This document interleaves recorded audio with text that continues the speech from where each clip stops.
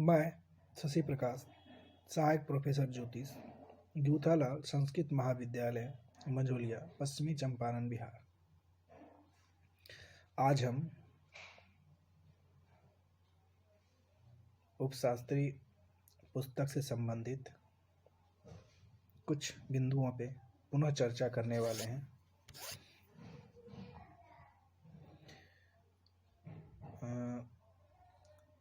बालारिस्ट योग क्या होता है, आज इस पे हम कुछ संक्षिप्त और महत्वपूर्ण चर्चा करने वाले हैं। जो बचपन काल में जब बच्चा जन्म लेता है तो उस बच्चे में जन्म के साथ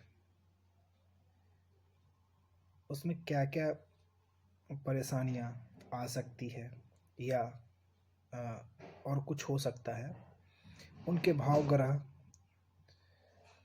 लग्न से संबंधित कुछ महत्वपूर्ण बिंदुओं पे हम आज क्रमबद्ध चर्चा करेंगे, ताकि हम समझ सकेंगे कि जब बच्चा जन्म लेता है तो वो हमारे लिए कितने लाभकारी होंगे या नुकसानदेह होंगे। उनके जीवन में पड़ने वाले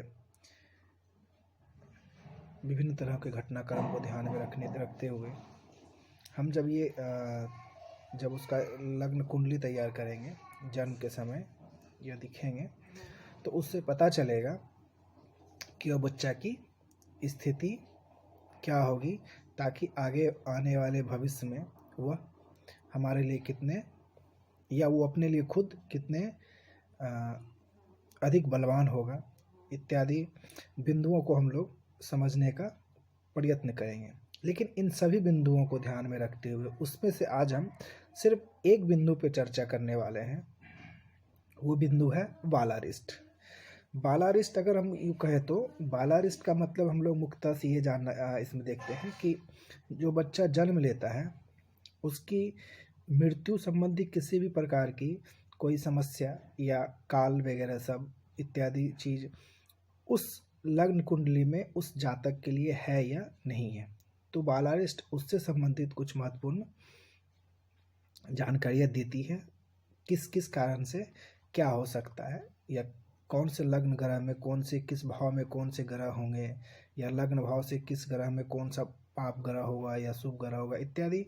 ये सब बिंदु पे हम लोग जब चर्चा करेंगे तो इससे ये पता चलता है कि वो जो जातक होगा वो जिंदा रहेगा या कुछ दिनों के अंदर उनका मृत्यु हो जाएगा, या वो तत्काल, या कुछ कुछ ऐसे बिंदु हैं जो हम आपको बताने वाले हैं। तो क्रमबद्ध तरीके से हम आज आपको बताएंगे कि वो जातक जो बच्चा जन्म लेगा उसकी क्या स्थिति होगी।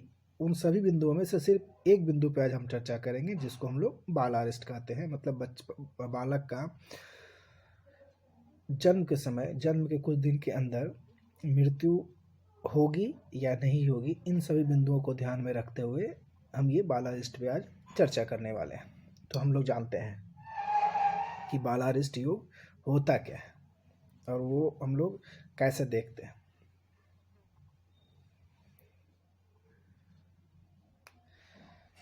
अगर हम लोग इसको इस तरह से देखें तो इसमें जो हम लोग देते हैं लग्न में, जब हम लोग जन्म कुंडली तैयार करते हैं किसी भी जातक का, तत्कालिक देखते हैं कि उसकी स्थिति क्या है, तो उसके लिए सबसे पहले हम लोग लग्न कुंडली तैयार करते हैं। तो सबसे पहले हम लोग क्या करते हैं, एक लग्न कुंडली तैयार करते हैं। उस लग्न कुंडली में क्या होता है उसमें हम लोग एक एक करके क्रमबद्ध तरीके से हम लोग आज चर्चा करेंगे। उसमें दिया हुआ रहता है लग्न में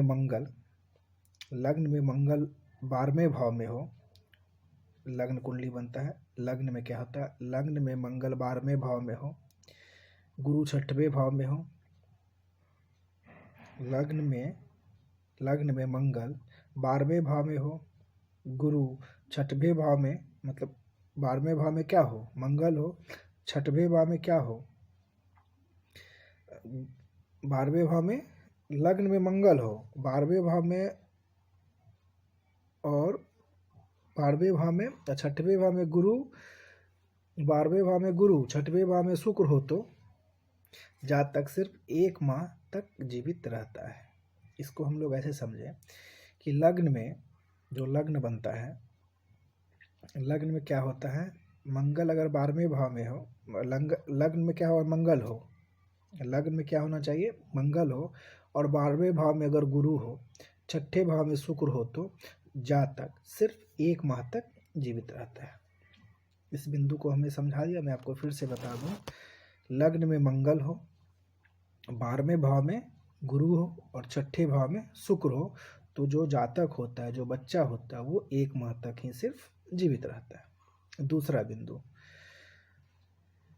लग्न में चंद्र, या इसको हम लोग ऐसे कह लें, चंद्र, सूर्य और शुक्र केंद्र में हो, तो चंद्र, सूर्य और शुक्र केंद्र में हो, तो अगर ये तीनों केंद्र में हो, तो चंद्रमा शनि से युक्त हो, तो अगर केंद्र में हो, और उसमें दूसरा बिंदु है, चंद्रमा शनि से युक्त हो, तो वह बालक 2 ही वर्ष के, मतलब 2 साल तक ही जीवित रहता है। किस कंडीशन में, अगर चंद्रमा, सूर्य और शुक्र केंद्र में हो। ये हुआ पहला। इसी में दूसरा बिंदु था, चंद्रमा शनि से युक्त हो, तो चंद्रमा शनि से युक्त हो, तो वो जातक सिर्फ 2 साल तक ही जीवित रहता है। ये दूसरा बिंदु था। अब हम इसी क्रम को आगे बढ़ाते हुए आगे बात करते हैं। चंद्रमा को अगर हम लोग जाने, तो चंद्रमा को क्रूर ग्रह, मतलब चंद्रमा को अगर क्रूर ग्रह देखता है, क्रूर मतलब खराब ग्रह देखता है, गुस्सेल ग्रह देखता है, तो हो, तथा द्वितीय या द्वादश भाव में मंगल हो, तो अगर चंद्रमा को क्रूर ग्रह देखता हो या द्वितीय या द्वादश भाव में मंगल हो, तो बालक 1 माह ही जीवित रहता है। ये तीसरा बिंदु हो गया। क्या था, अगर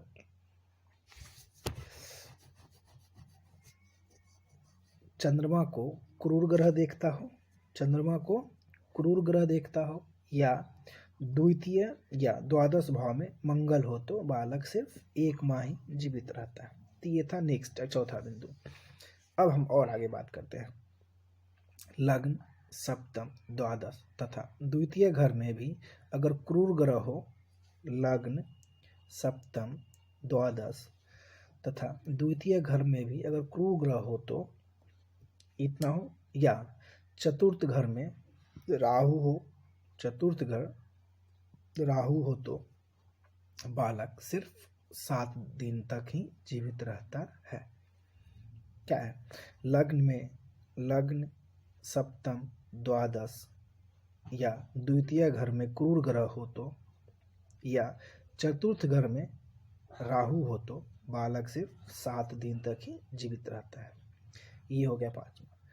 अब आगे, लग्न से 6ठवें, 8वें, लग्न से, लग्न का जो घर होता है लग्न से 6ठा घर, 8वां भाव मतलब 8वां घर में अगर पाप ग्रह, अगर ये दोनों ग्रह से में पाप ग्रह से चंद्रमा दृष्ट हो, तो अगर इस दोनों पाप ग्रह से चंद्रमा दृष्ट हो, तो बालक का मृत्यु तत्काल हो जाता है।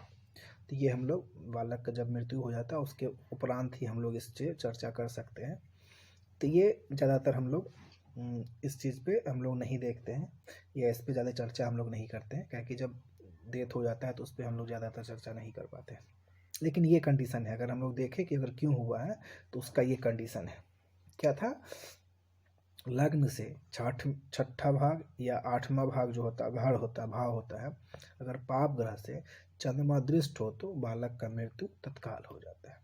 तो ये हमने आज आपको कुछ महत्वपूर्ण बिंदुओं के माध्यम से बालारिष्ट से संबंधित आज हमने कुछ महत्वपूर्ण चर्चा की है।